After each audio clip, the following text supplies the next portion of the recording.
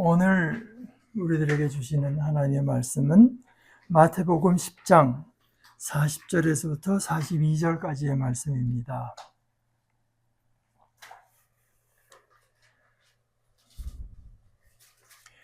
그대들을 맞아들이는 사람은 나를 맞아들이는 것입니다. 나를 맞아들이는 사람은 나를 보내신 분을 맞아들이는 것입니다.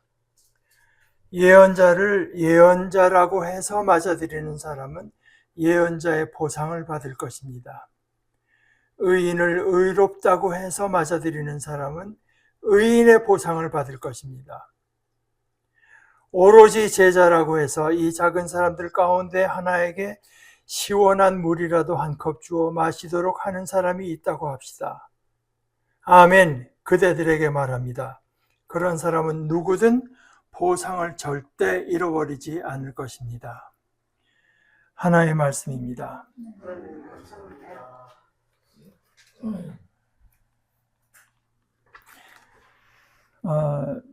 이 성경 그 밑에 번역에 대한 그 주가 달린 것으로 봐도 알 수 있다시피 예언자를 예언자라고 해서 맞아들이는 사람, 의인을 의롭다고 해서 맞아들이는 사람, 이제 이런 것이 그 밑에도 오로지 제자라고 해서 할 때 이것이 원어를 그대로 하자면은 그래서 영어로는 into 속으로 하는 전치사를 써서 에이스, 그다음에 예언자의 이름 안으로, 의인의 이름 속으로 그런 식으로 되어 있습니다.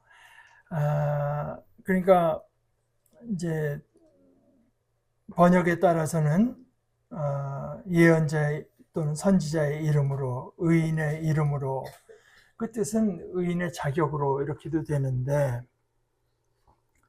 이게 사실을 좀 해석의 여지가 있는, 언뜻 무슨 말인지 좀 이해하기가 쉽지 않은 부분입니다.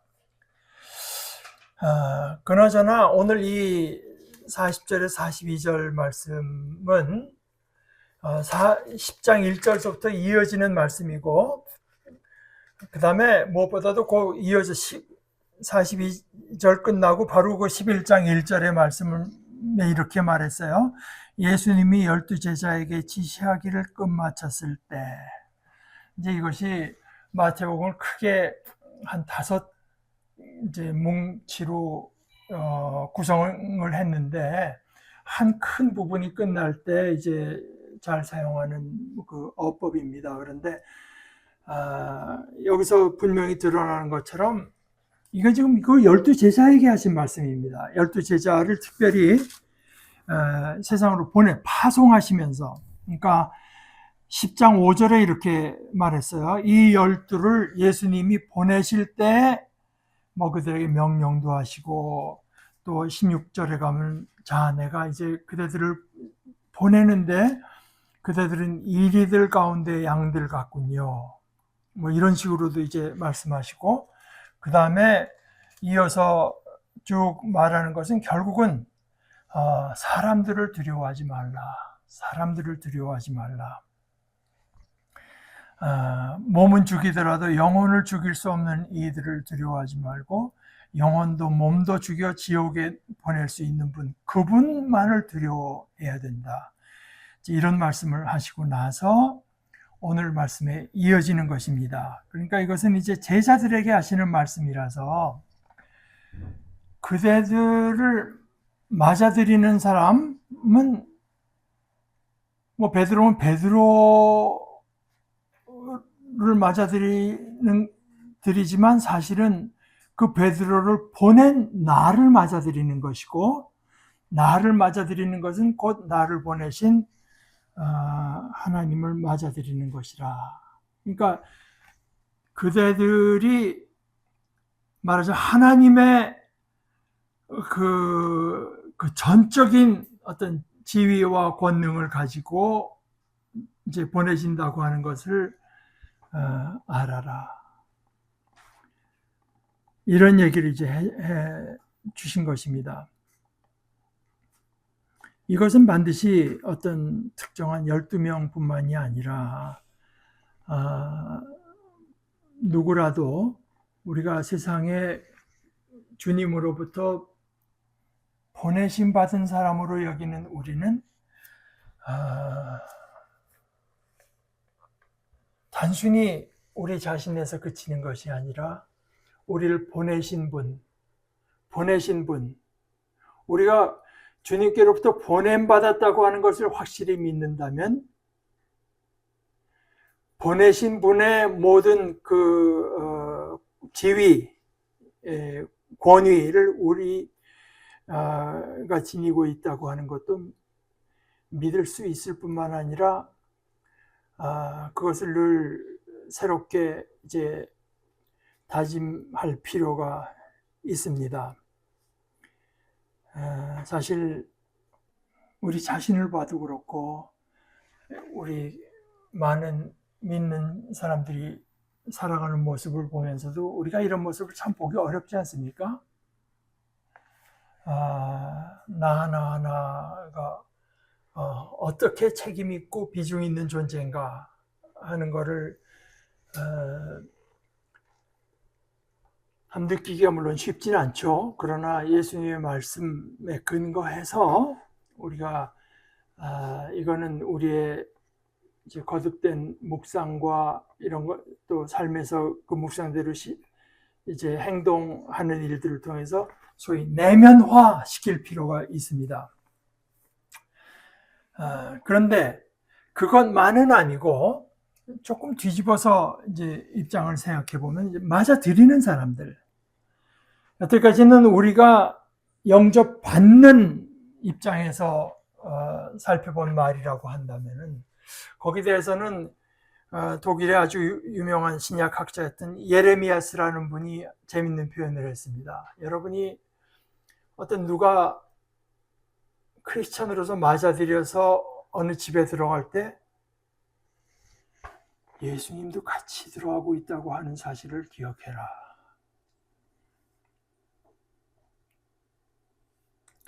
그런데 이제 반대로 맞아들이는 입장에서 생각을 해보면 환영한다, 맞아들인다.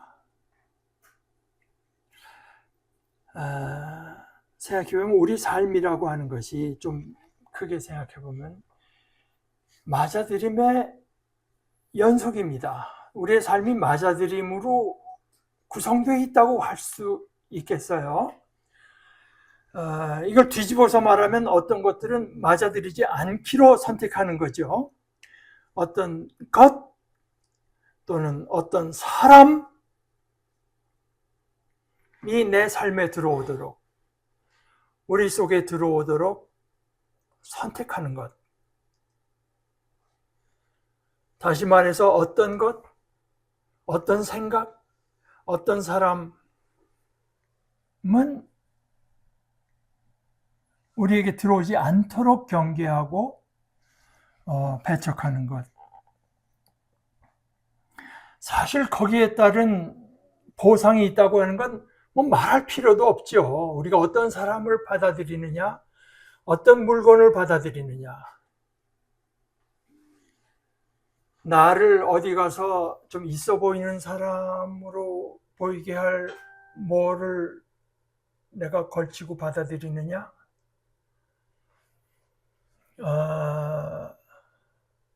또 내 삶을 내가 하나님께 더 효율적으로 살 수 있기 위해서 이것저것을 받아들이느냐, 아니면은 내가 가진 그 알량한 즐거움을 향한 취향을 만족시키기 위해서 받아들일 것인가? 사람도 그렇죠. 이 사람을 받아들이면 내가 편할까? 이 사람과 함께 있으면 내가 어디 가서 좀 있어 보일까? 이 사람을 받아들이면 내 삶이 좀 트러블이 적어질까 하는 관점에서 받아들이느냐? 또는 이 사람을 받아들이는 것이 우리에게 유익하게 써서 받아들이느냐? 그 뭘 받아들이냐에 따라서, 지식도 어떤 지식을 받아들이느냐?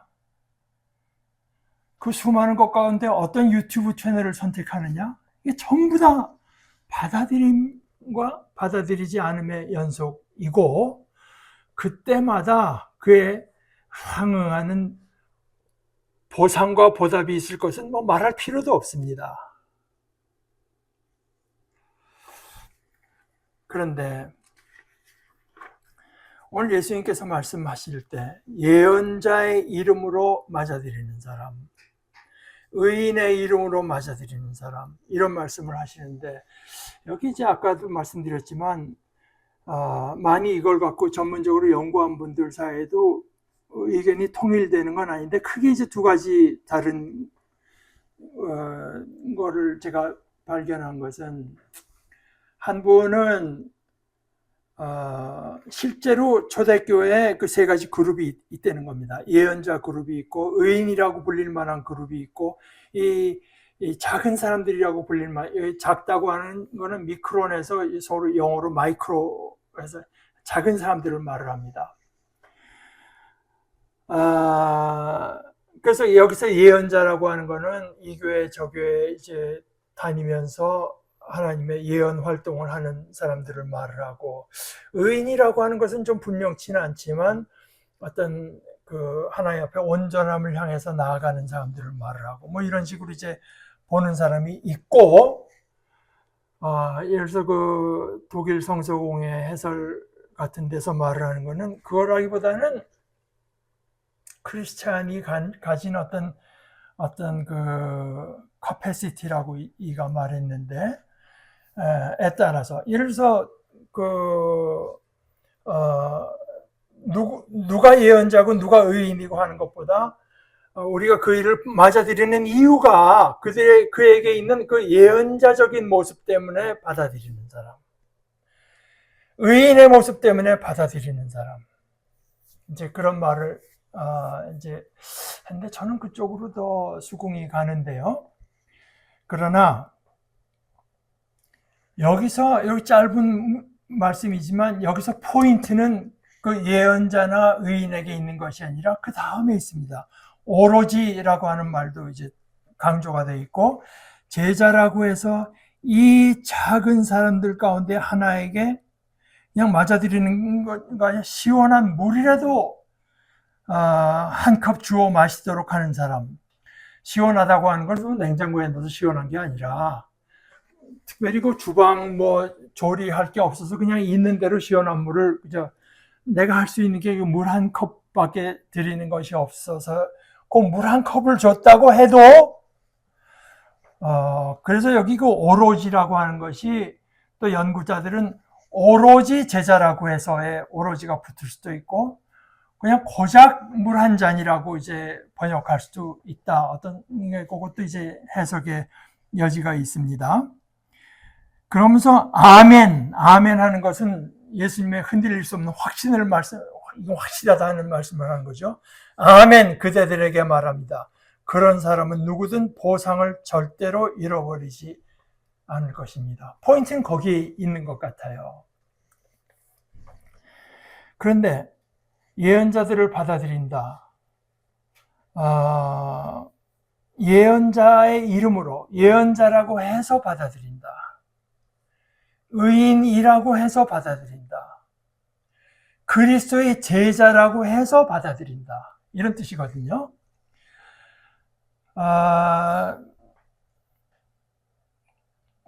그러면은 여기 당연히 이제 전제되어 있는 것이 어떤 연대, 나는 예언자와 내가 같은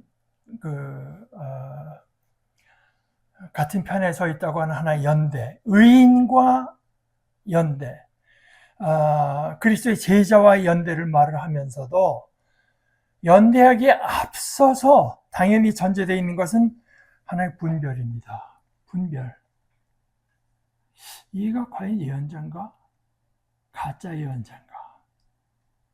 이가 하나님의 말씀을 그냥 줄줄이 읽는데 과연 하나님께서 하시는 말씀대로 믿고 전하고 그대로 살아가려고 애쓰는가?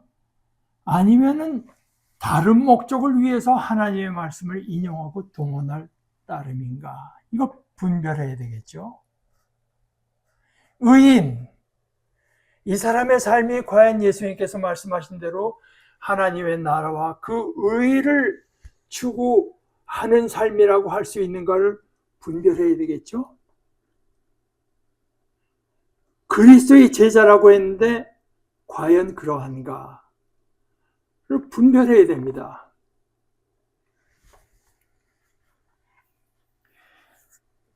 이 선택에 따라서 우리의 삶이 크게 달라집니다.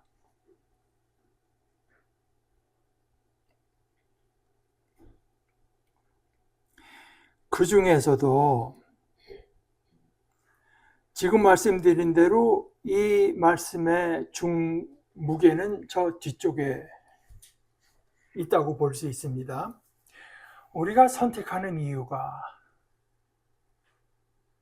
예언자라고 해서, 다시 말해서 하나님의 말씀대로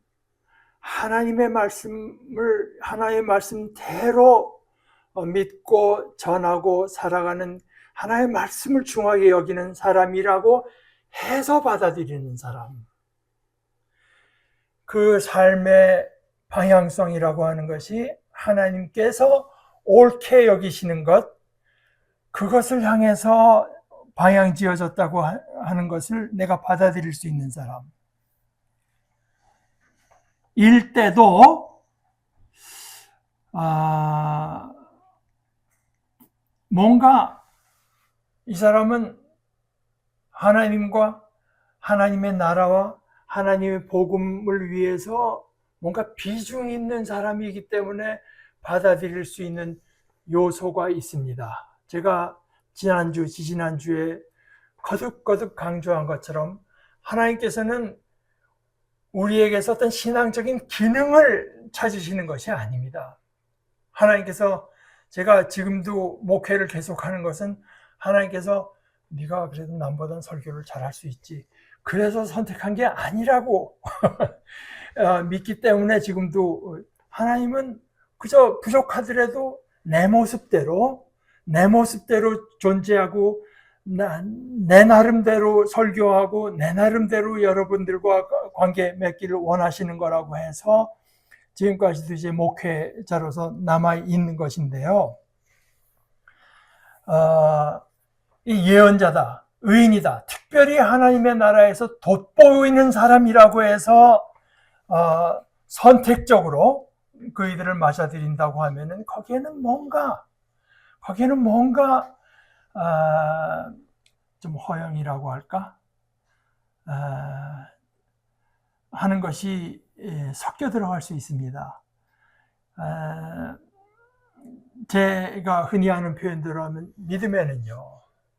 믿음이라고 하는 것은, 믿음에는 사실은 영웅도 없고 위인도 없습니다. 우리 하나하나가 있는 모습대로 그대로 하나님께 그렇게 우리 하나님께서 원하셔서 우리 모습대로 만드셨고 이 자리에 세워두신 것이니까, 그래서 우리가 누구를 받아들이는 이유가 이분이 특출한 어떤 그 업적이 있고 남다른 신앙적인 뭔가 실력이 있고 뭔가 그 됨됨이가 남들보다 뛰어나서가 아니라 이분의 삶이 향하는 것이 하나님의 말씀이기 때문에, 말하자면 그 포인트가 하나님께 있을 때, 의라고 하는 것도 어떻게든지 하나님께서 옳게 여기시는 것을 추구하는 사람이기 때문에, 다시 말해서 그 삶의 중심에 하나님이 있는 것이 보이기 때문에 영접하는 사람은 당연히 그 사람들을 영접하는 것이 그리스도를 영접하는 것이고 하나님을 영접하는 것이 되고, 하나님을 영접하는 것 이상 귀한 것이 무엇이 있겠습니까? 하나님 외에 무엇을 우리가 진정으로 영접할 만한 가치가 있는 것이 있겠어요. 그런데 우리가 영접하는 것이 이런 모양 저런 모양으로 나타나고 이렇게 하나님께서 기뻐하시는 모습 조금 다른 식으로 하나님께서 기뻐하는 모습으로 드러나더라도 우리가 그들을 영접하는 이유, 그들과 함께하고 그들의 편이 되고 그들과 우리가 중요한 것들을 나누고 싶어하는 그 이유가 바로 하나님의 것이기 때문에, 다시 말해서 하나님 자신이기 때문에 영접한다고 하는 것이 바로 그 가장 작은 자 하나를 영접하는 데서 드러나는 것 아니겠습니까? 거기는 그런 위험이 없죠. 사실 어떻게 보면 남이 갖지 못한 예언이라는 뭔가 그럴듯한 것 때문에 받아들이는 것도 없고, 그의 삶이 뭔가 그 의라고 하는 면에서 좀 빛나는 것이 있어서도 아니고, 그냥 단순히 그리스도의 제자이기 때문에, 그리스도의 사람이기 때문에, 그리스도께서 자기 것으로 삼은 사람이기 때문에 그 사람을 영접한다고 하면은 우리가 그 일을 받아들이는 동기가 그야말로 순전히 그리스도를 향한 우리의 마음을 표현하는 것이라고 볼 수 있습니다. 현실에 있어서는 바로 이런 분별의 지혜가 있어서 그리스도께 속한 것, 그리스도께 속한 사람, 그리스도께로부터 나온 생각, 그리스도께로 우리가 나아가고 그리스도를 섬기는데 유용할 만한 것들을 받아들이는 것으로 나타나는데, 그렇게 할 때 누가 봐도 어디 가서 이 사람들을 받아들였다고 해서 다른 이유가 있을 것이 없고 오직 하나, 그리스도께서 그를 자기 사람, 자기 것으로 삼기를 기뻐하신 사람이라고 해서 받아들이는 사람. 그 사람의 생각이 나와 다를 수 있고, 그 사람의 지위가 나와 다를 수 있고, 그 사람의 어떤 신앙의 모습까지도 나와 다를 수 있어도 그리스도 때문에 그 어떤 사람을 받아들이고 한다면은 그 모습이야말로 예수님께서 처음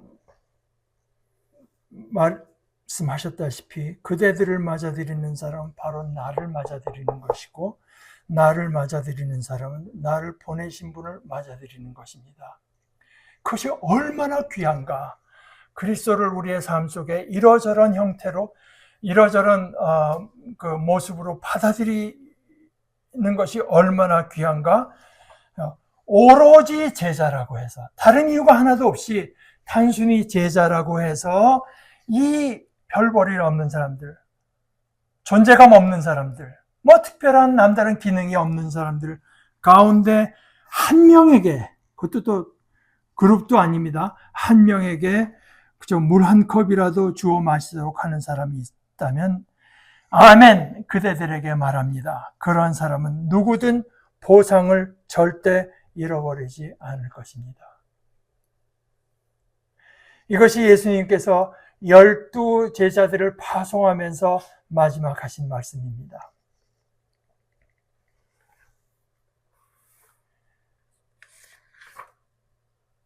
우리가 들어갈 때, 우리가 들어갈 뿐만 아니라 예수님께서 함께 들어간다고 하는 것을 믿는 우리는, 우리가 형제 자매를 받아들이고 무엇을 받아들이고 누구를 받아들일 때도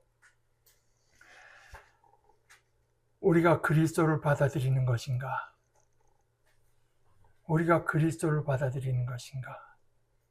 아니면 내가 동의하는 어떤 신학적인 노선, 정치적인 성향, 이런 것에 따라서 사람을 받아들이는 것인가? 그러나 그 가운데서 오늘 마지막 말씀, 오로지 제자라고 해서 이 별 볼 일 없는 사람들 가운데 하나에게 시원한 물이라도 한 컵 주어 마시도록 하는 사람이 있다고 합시다. 아멘, 그대들에게 말합니다. 그런 사람은 누구든 보상을 절대 잃어버리지 않을 것입니다. 그 그리스도를 받아들이는 것이야말로 가장 큰 보상, 우리가 받을 수 있는 가장 큰 보상과 유익이 된다고 하는 것을 우리의 마음속으로 기억하면서 이 복된 삶을 다 선택할 수 있으면 좋겠습니다. 우리 같이 기도하십시다. 하나님 아버지, 저희들에게 이러저런 다양한 모습으로 아버지를 주시는 것을 감사합니다. 그러나 저희 마음속에 아버지를 향한 열망이 있게 하시고 그 열망이 지혜를 갖추게 하시고 분별을 갖추게 하셔서 저희들이 삶의 순간순간 그리스도를 받아들이고 하나님을 받아들여서 우리의 삶이 그에 합당한 상과 또한 풍성함으로 자라나는 크고도 거룩하고 귀한 은혜를 허락하여 주시옵소서. 예수님의 이름으로 기도합니다. 아멘.